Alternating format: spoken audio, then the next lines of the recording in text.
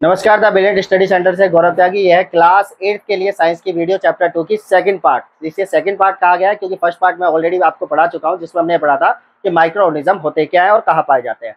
आज का हमारा टॉपिक है कि जो माइक्रो ऑर्गेनिज्म होते हैं तो उनका उपयोग कहाँ कहाँ होता है। तो सबसे पहले यहाँ पे टॉपिक आता है हमारा कि जो फेंड्री माइक्रो ऑर्गेनिज्म होते हैं उनसे क्या क्या चीजें तैयार की जाती है।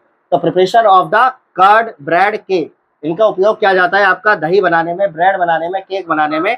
इसके साथ ही इससे अल्कोहल बनाया जाता है, ठीक है। इसके अलावा इसका इन्वायरमेंट क्लीनिंग एजेंट के तौर पे भी इस्तेमाल होता है। इन्वायरमेंट क्लीनिंग एजेंट के तौर पे कैसे इस्तेमाल होता है कि जब आप किसी भी चीज को खाते हैं और उसके रेफर को फेंक देते हैं या फिर आप खाए हुए सामान को थोड़ा वहां छोड़ देते हैं तो क्या होता है, उस पर माइक्रो ऑर्गेनिज्म आ जाते हैं चारों तरफ। वो उस पर क्या करते हैं, केमिकल को छोड़ते हैं अपने और उसे बिल्कुल सड़ा गला देते हैं, जिससे कि वो क्या होता है, वहां से साफ हो जाता है।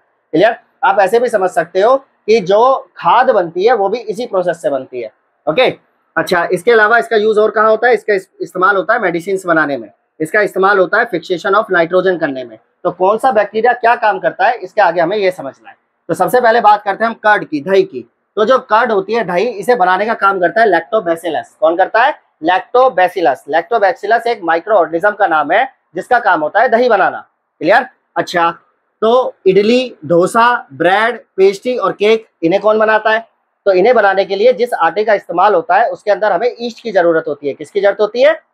ईस्ट की जरूरत होती है। और ईस्ट जो है उस आटे में रिप्रोडक्शन करता है और रिप्रोडक्शन करके कार्बन डाइऑक्साइड की मात्रा को इंक्रीज करता है। ठीक है। जब उसमें कार्बन डाइऑक्साइड की मात्रा इंक्रीज हो जाती है तो वो आटा क्या हो जाता है, वो खमीर बन जाता है। ओके। और उसका इस्तेमाल किया जाता है इडली बनाने में, डोसा बनाने में, ब्रेड बनाने में, पेस्ट्री बनाने में और अल्कोहल बनाने में।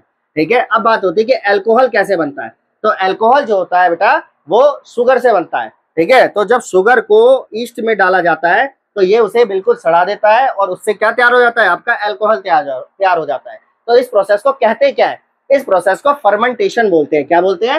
फर्मेंटेशन। हिंदी में बोलते हैं किण्वन, इंग्लिश में बोलते हैं फर्मेंटेशन। तो क्वेश्चन आ जाता है कि फर्मेंटेशन की खोज किसने करी? तो फर्मेंटेशन की खोज लुईस पास्चर ने करी 1857 में। क्लियर। और इसका यूज कहाँ होता है? अल्कोहल को इंडस्ट्रियल लेवल पे बनाने के लिए, यानी बड़ी मात्रा में बनाने के लिए इसका उपयोग किया जाता है।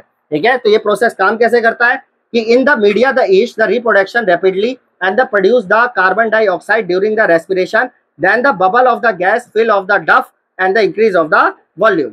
ओके। तो नेक्स्ट वीडियो में देखें कि किस तरह से नाइट्रोजन फिक्सेशन होता है सॉइल का।